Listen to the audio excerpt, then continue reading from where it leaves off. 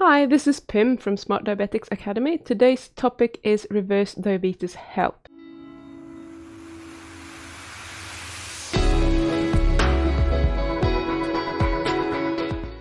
In today's video, I will share the top 3 priorities that you need to focus on if you want to reverse your diabetes.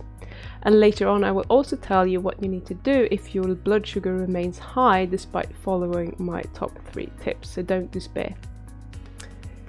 I have released 10 videos in 10 days on how to reverse diabetes, so I think you have a fair idea of what you need to think about. But I'm going to summarize it neatly for you and put it in order of importance. So number 1 is diet. If you don't get the diet right, there isn't much you can do.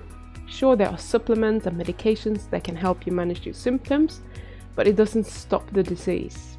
And you need to eliminate the carbs, since these are what is keeping you sick. There are other things that can contribute, but the main thing is your diet. So start with a diet. Number 2 is fasting in some form. So whether that be intermittent fasting or longer types of fast, doesn't really matter necessarily. It's when you don't eat that your body gets a chance to recover. So think about it that way. Don't think about it as, oh no, I don't get to eat. It's like, oh yes, I get an opportunity to let my body get rid of the sugar that it has, the excess sugar in my blood.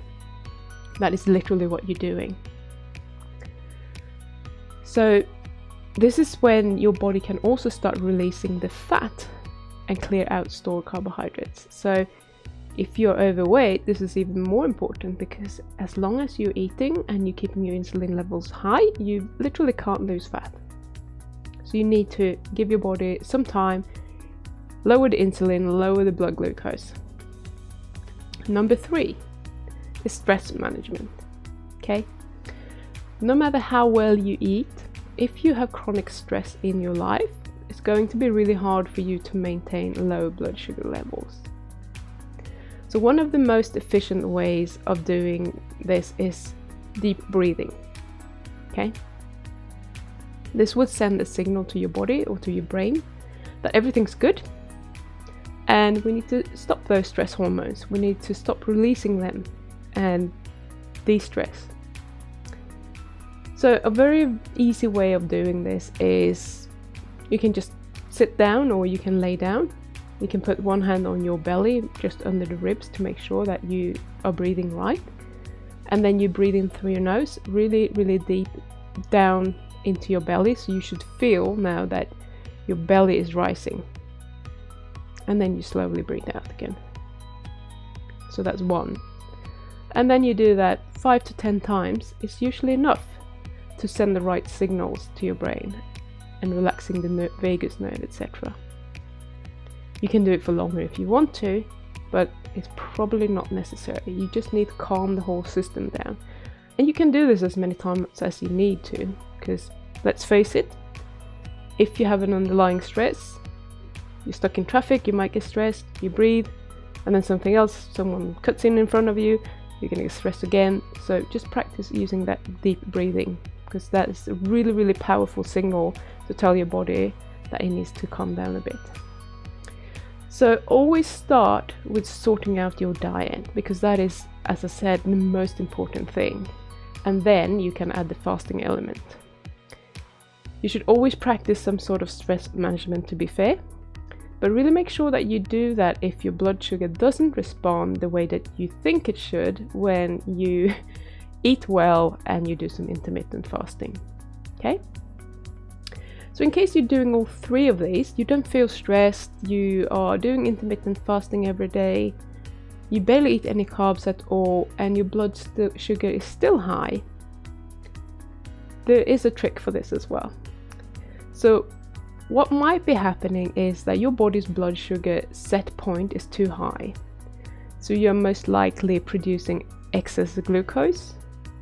And for your body to do this, then obviously needs to be some sort of energy source. It can use the energy that you have stored, but the longer you fast, the more reluctant it's going to be to do that. Okay?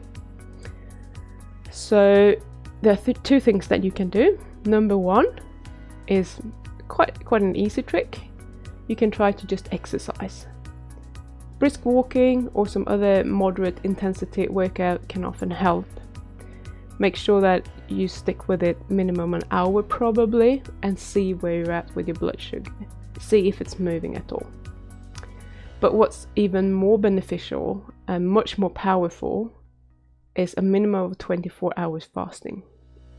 So sometimes the blood sugar remains high even after an intermittent fast of 18 to 20 hours, for example, and sometimes even beyond 24 hours. That might not be enough.